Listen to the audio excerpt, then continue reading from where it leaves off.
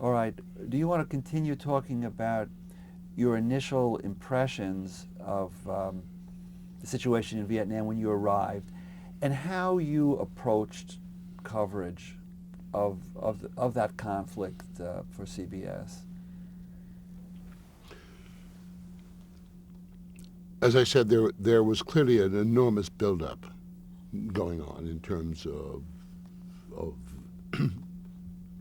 a ground base for a major American commitment to this war. I mean, it was in the air. It was, you could taste it. As I said, it was clear to me that something big was going to happen here, that this wasn't just going to be another 2,000 or 1,000 more advisors. That this was going to be, even in the sham way, a kind of Vietnamese show. This was becoming an American war. There was no question. It was quite obvious. Even before the Marines came in theoretically to secure the Da Nang Air Base and provide security. That was the rationale of that movement, major movement of troops. But then they started building bases to, as I said, conduct big-time war. There was a feeling. There was clearly some controversy about this war, but not nearly like what it became. And the controversy was more tactical questions than any policy or more or even moral questions about what was going on. It was tactical. I mean, to what accompanied by this kind of theoretical hesitation about committing American troops, while American troops were already being heavily committed. So it was a very confusing situation in terms of the policy point of view. I mean, you could go to briefings at the American Embassy, for example, or at the Military Assistance Command, and having people, seasoned diplomats, men who, many of whom became friends and whom I do respect, but having to walk this absurd line of saying, well, this really is, we're just here to support the Vietnamese effort, which was, of course, one of the early big lies. And to what extent were you alone, and to what extent did other CBS personnel like Charles Collingwood come and play a role in coverage? Well, in the earliest days, I was alone, and there weren't that many correspondents. I mean, the AP had a good-sized bureau with Peter Arnett.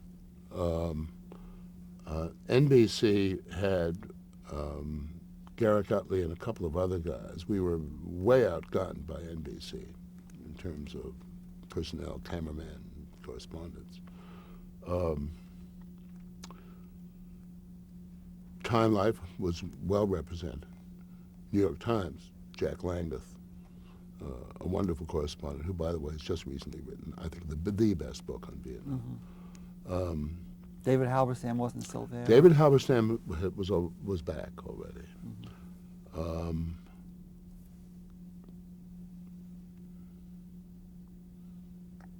Time Newsweek, as I said, U.S. News and World Report had a little bureau. It was, as I said, UP was there, Morley was there. There weren't a lot of correspondents. I mean, there were probably 15 serious full-time resident correspondents, I would guess, if that. And then the buildup of journalists absolutely paralleled the buildup of Americans, of troops. It was hard to know. Back up for a second.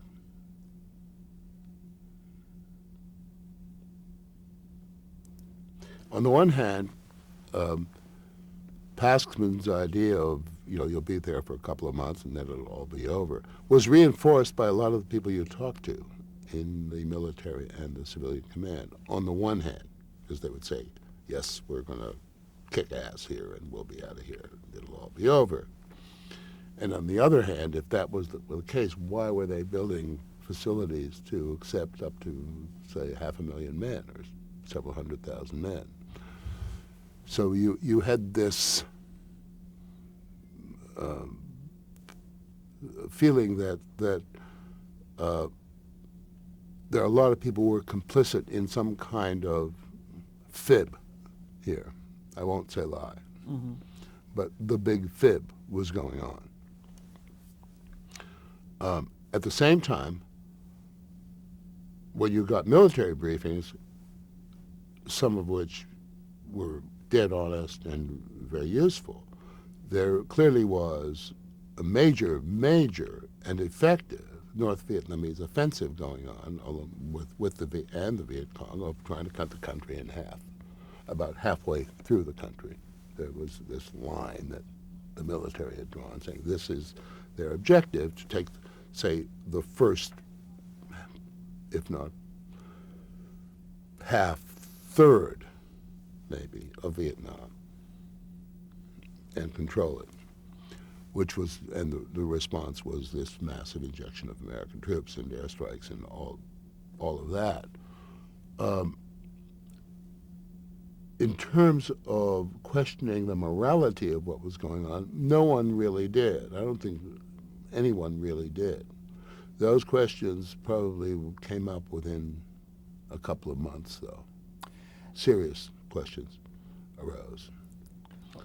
Or what about anything that you want to say about your coverage, let's say, of developments there in Vietnam between the time you arrived and the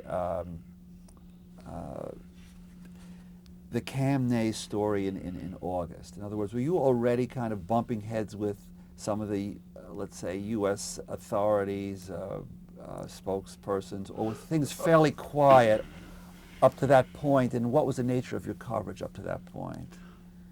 I think the nature of the coverage was a lot of it was just shoot 'em up, of going out on patrols, looking for action, which is what they wanted back in New York. There was a lot of that.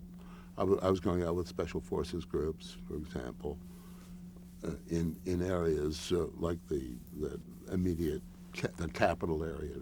Ben Cat is a place that comes to mind, where there was a huge and enormous Viet Cong political and military power base, and you had these special forces camps, which were tiny, really in the little islands in there. So you could always get a story in terms of firefights in those areas. So I was doing a lot of that. A lot of civil action stories, Americans doing good works, going in, giving inoculations to little kids, really positive, upbeat stories. Bumping heads with the military authorities, yes. That happened almost in the beginning. I mean, not just with me, but it happened with everyone. And essentially it was checking out what the military was saying and finding out that they weren't telling you the truth. Whether it was in the so-called body count, whether it was in terms of small victories here and there, and you'd find that the small victory was actually a fairly major rout of Vietnamese forces, because the ARVN spokesmen were literally puppets of MACV, of the Military Assistance Command, Vietnam. So that's where you started bumping heads, where you questioned them. And from the nature of your questions, they were getting annoyed, and certainly from the nature of your stories. And you were reporting that on the one hand, MACV was saying this, but I went to these coordinates and I looked at what happened here, and we found out that there wasn't a victory. It was just the opposite. That's the kind of thing that we're straining the relations. And this is long before Cam Ney or any thing like that. And the response by the military was a kind of shock that we weren't getting on the team. Some of the guys were Korea and even World War II guys, where there was a much more clear relationship with the press, and that the press were to some extent cheerleaders for the war. Right. Were any eyebrows being raised back home, again before Camnay, on stories that were maybe critical of or contradicting, let's say, the But my editors, you mean? right. No, not that I can recall. I mean, there were stories would come up or situations would come up where they'd want to question you, and say, "Are you sure?" That's routine, or at least it was routine then. Are you sure? But nothing beyond that. Now, were you aware that that Frank Stanton was so close to Lyndon Johnson, and that? No. I mean, it wasn't one of those things one was conscious of. I mean, except in the most kind of vague way that here's the guys who are part of the power elite of the country, I suppose, in a very broad sense, but not in any specific way. No. As a correspondent, right? You didn't. I didn't. It wasn't something I was particularly aware of. No. But partly, at that point, I had not lived in the United States. I was a CBS correspondent, but not in the United States. And I think to some, I was a real neophyte to that kind of thing. Mm-hmm. No, I had no sense of that. And certainly any news situation that I had been in at CBS at that point, there was never any sense of being gun-shy about going out and covering a story and let the chips fall. And essentially the attitude by my editors was, go get them, whoever them was. I mean, there was absolutely no sense of, pulling back or shying away from anything. And you really made your own decisions about what stories to go after. Oh, sure. There were no producers. We didn't have producers. I mean, in the field in those days, the correspondent was his own producer, which was how I'd always worked. You didn't get requests from New York, we'd like you to do this or cover that. It was really... No, I can't think of a story. I mean, they would say,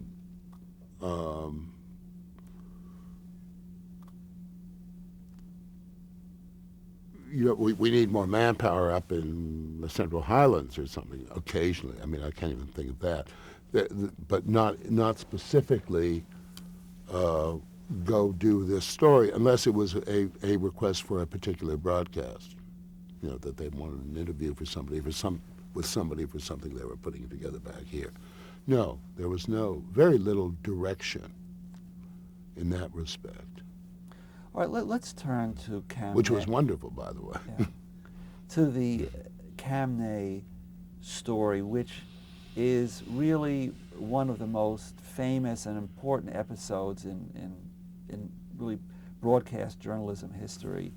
And I think we should probably spend a good part of our next remaining time on this segment talking about that.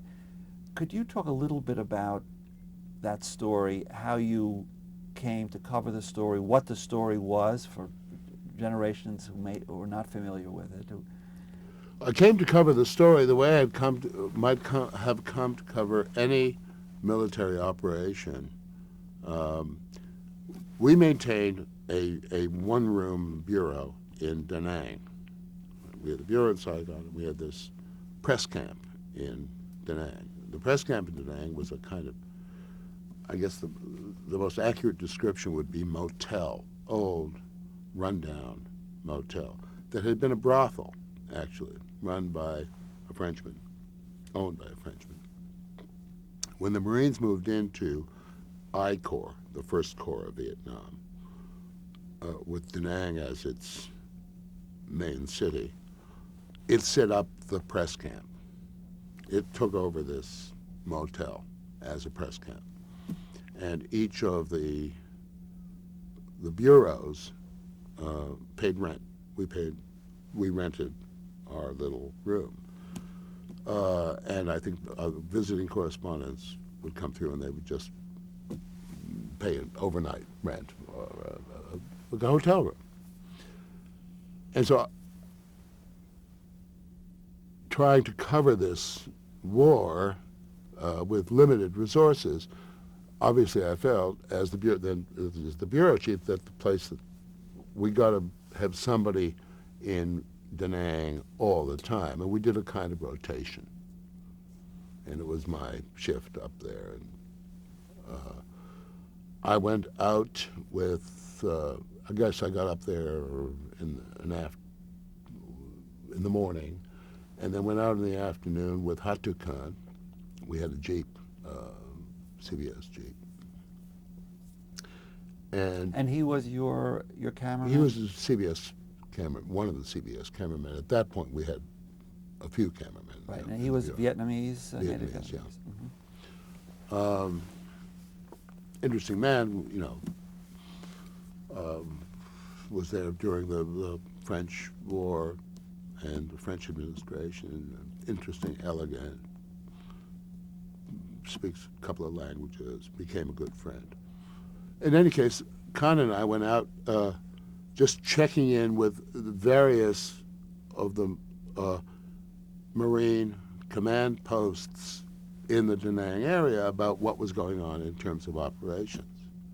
And the unit, one of the units we went to, and you have to forgive me, I can't give you unit designations here because it's just all gone. I mean, if I went back to notes, I could.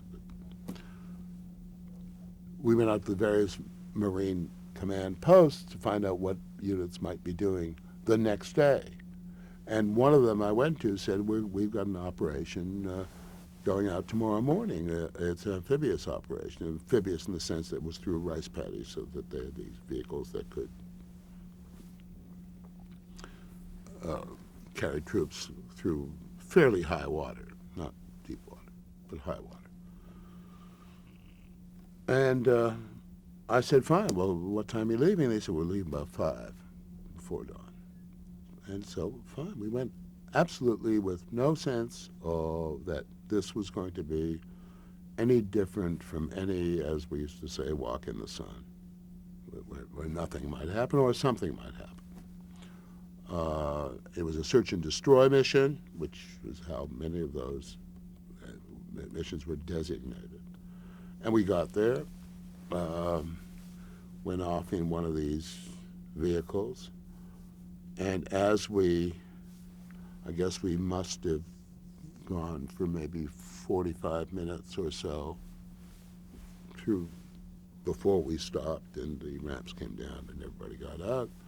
And I was talking to a young captain, and I said, you know, where are we going? What are we doing? He said, a place called Cam Ne. We're going to punish this village. I had never heard that word before in that context. I mean, I'd never heard it even in Algeria. An officer said, we're going to, using that, it just rang wrong to me. And I said, well, you know, what do you mean? He said, well, we've been taking fire, and so we're going to punish it. We got out. There was we had a barrage had been laid down before we arrived. We could see it, hear it, and mainly rocket fire, outgoing rocket fire. We got out.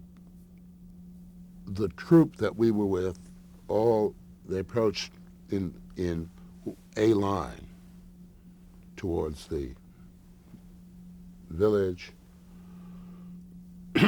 with some troops behind. I was walking on the line, and you could hear the odd pop going of rifle fire.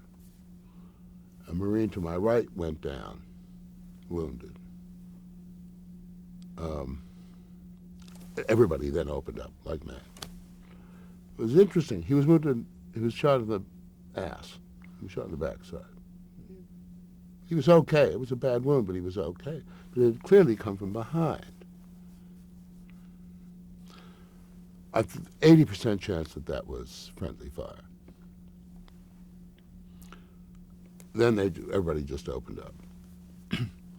There seemed to be almost no return fire. I can't say there wasn't any because it's very, very confusing.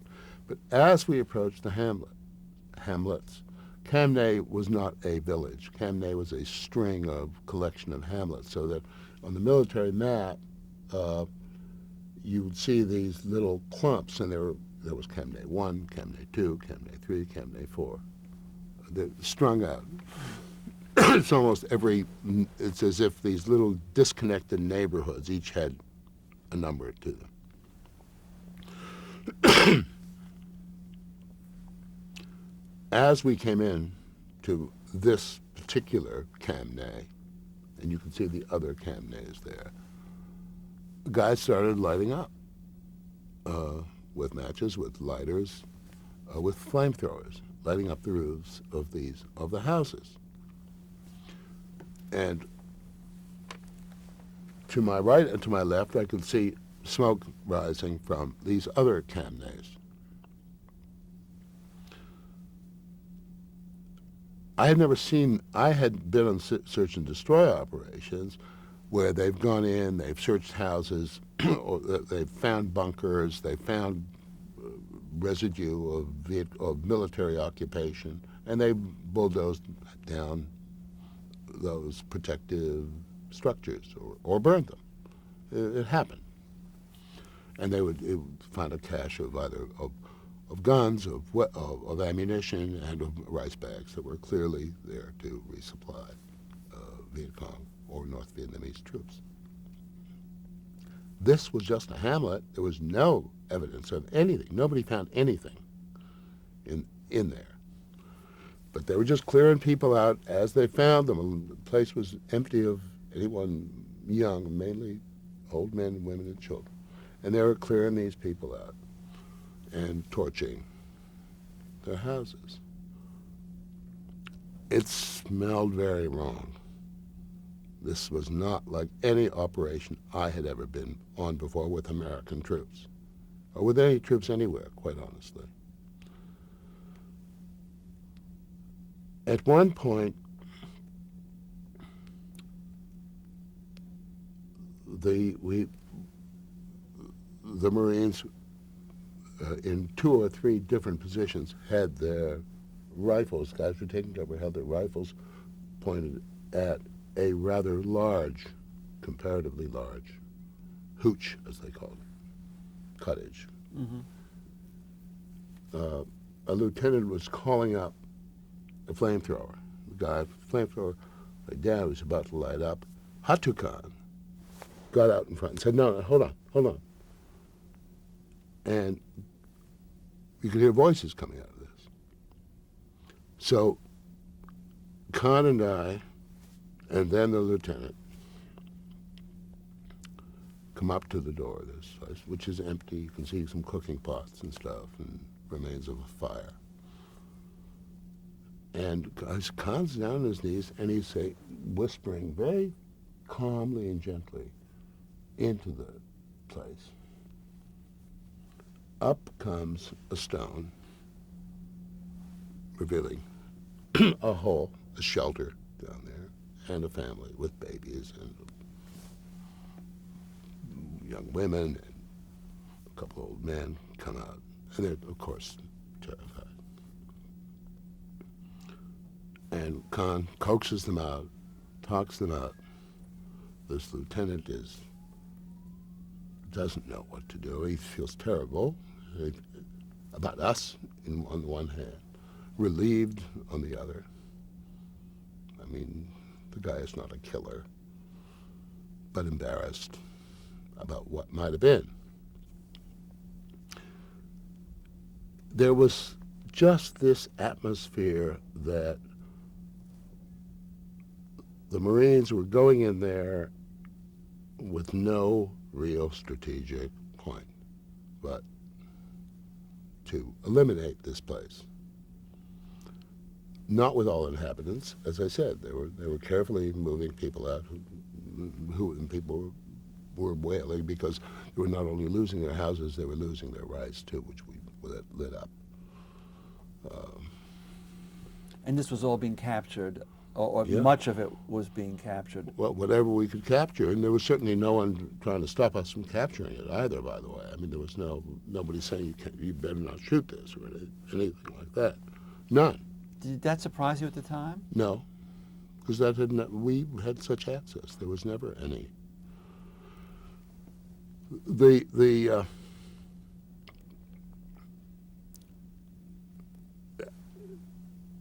I don't know if you want me to get to the reaction or Yes, or what. A couple of we left this place in flames, and as I said, you could see smoke rising from the other hamlets around. I wrote the piece. A lot of that it was ad lib, because I didn't expect to find what I found, so I was ad-libbing my way through this, finished it, filed it, sent it to Saigon. I called Saigon. We had a military phone, so because the communications were terrible. The civil communications were almost non-existent. Mm-hmm. We had a military line, that wind-up phone. And I dictated a cable back to the Bureau to be sent, Saigon Bureau to be sent, saying what I'd seen.